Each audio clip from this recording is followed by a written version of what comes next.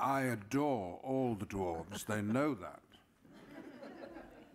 There is a special dwarf, and he knows who he is. So enough of that.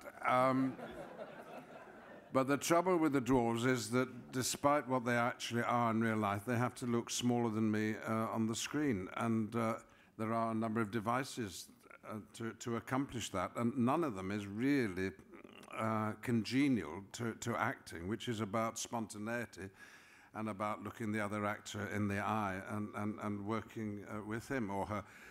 And often in these films, you don't have that, not luxury, but that necessity. And sometimes, cruelly, you are actually not in the same space while you're filming the same scene. There are two cameras recording me large and the dwarves smaller.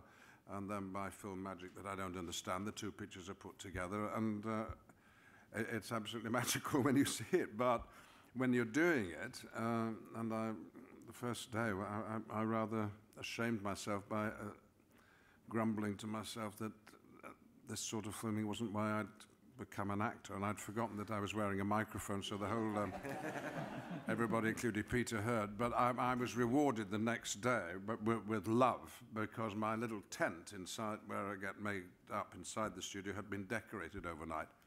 There were remnants of old Rivendell. There was fresh fruit and flowers and carpets and cushions, dancing boys and girls. It was, and I was made to feel that it was going to be all right, and indeed it was. And we found other ways of doing it, didn't we? There's also low-tech ways of doing it too. I mean, a lot of what you see is Ian standing on a box, you know, so we're able to get up over his shoulder with the camera and make the dwarves look small. And then there's also Ian's favourite technique, which was the dwarves on their knees. Thank you, Jimmy.